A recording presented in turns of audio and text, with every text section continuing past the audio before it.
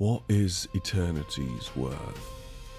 Shurima paid for that answer with everything it had, and spent the next 1,000 years still settling the debt. An empire that believed in its own eternity fell in a single instant. The gods survived, but what they witnessed changed them forever. Welcome to Voice of Rory. Today I'll take you through what came after the Golden Age. Through betrayal, ruin, and 1,000 years of silence. And through the question that no one has yet answered. Is what rose from the ashes truly the same empire? Stay a while and listen. The day Icathia fell, the sky above Shurima changed color forever. When the void tore through the fabric of reality, blue became something that had no name in any living language. A violet that belonged to no sunset, no storm, no thing that should have existed in the natural world. This was not a war the god warriors could win with steel. This was extermination. In the depths of that void, Setaka, the warrior queen, fell, and her death was the first crack in an armor that the world had believed unbreakable.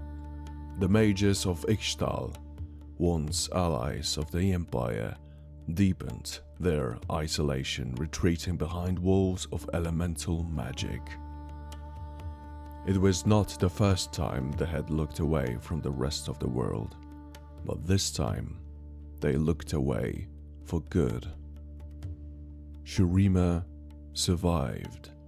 The Ascended sealed the rifts and drove back the darkness, but they returned from that war as something different. What they had seen poisoned them quietly, planting the seeds of a fall that was still centuries away. Many years later, when the memory of Icathia had become little more than dust, Shurima was ruled by a young and ambitious emperor named Azir. At his side walked Zareth, his closest friend, his most trusted counselor, and his slave, a man whose heart had been eaten hollow by envy over decades of quiet, obedient service. Zareth had spent years whispering in Azir's ear about glory, about the ascension that would elevate the empire above all others. And in the moment the plan came to fruition, in the very instant Azir stood at the apex of the sun disk's power, ready to ascend. He declared freedom for every slave in the empire. For Zareth, it was too late for forgiveness. In the culminating moment of the ritual, Zareth stepped forward and pushed Azir from the platform. He stood in the light himself, and the sun disk, which had elevated 100 god warriors before him, did not create a god. It created a catastrophe. The disk shattered. The capital fell. An empire that stood for millennia collapsed under a wave of sand and fire in the span of a single, irreversible moment. When the dust of the capital's fall had barely settled, Nasus and Renekton went looking for Zareth. They found him.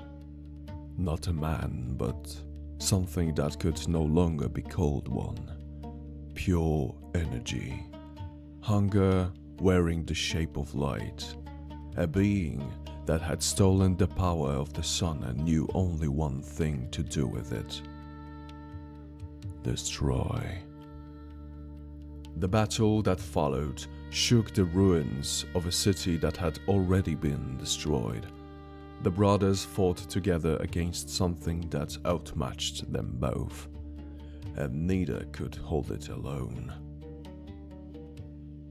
In an act of final sacrifice, Renekton, the desert butcher, seized Zareth and dragged him into the depths of the tomb of the emperors.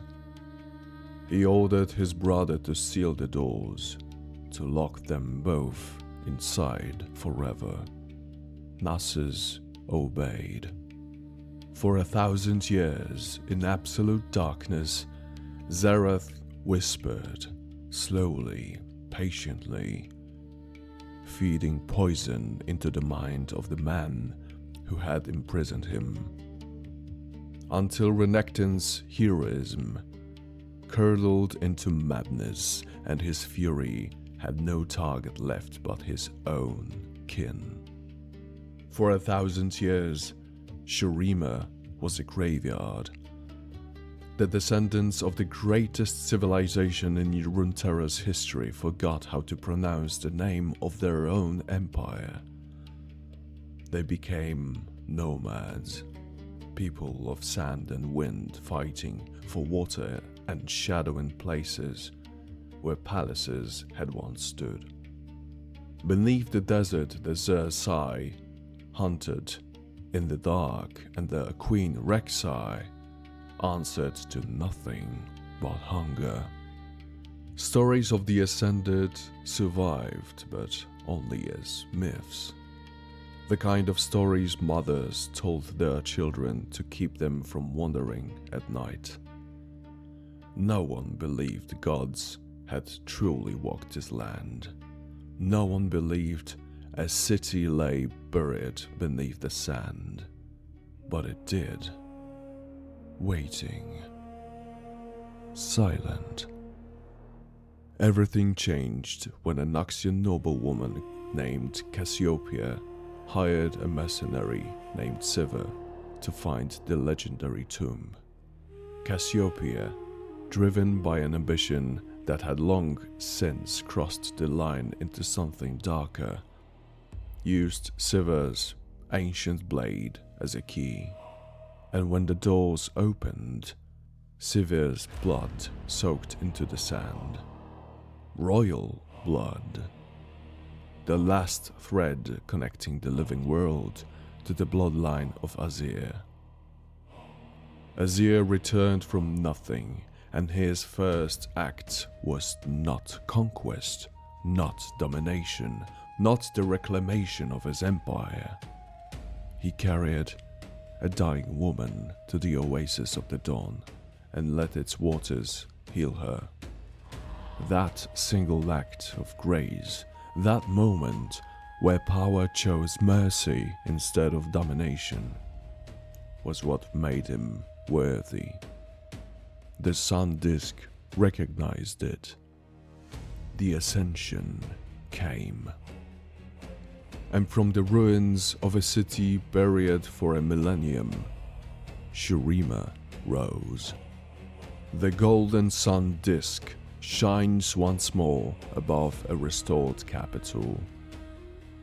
Azir commands his army of sand soldiers, reaching toward a glory that may no longer exist in the form he remembers, but his return brought no peace. Zareth rules the ruins of Narimazeth, calling himself the true emperor, binding minds to his will. Renekton roams the desert in murderous madness, hunting Nasus for a sin his brother could not have avoided. And Nasus carries the weight of that sealed door, the brother he left in the dark, searching for a way to save what may already be beyond saving. Shurima has returned. The sun disk shines. Azir stands on the throne that was rubble for 1,000 years. But the gods meant to protect this empire hate each other. brother hunts brother.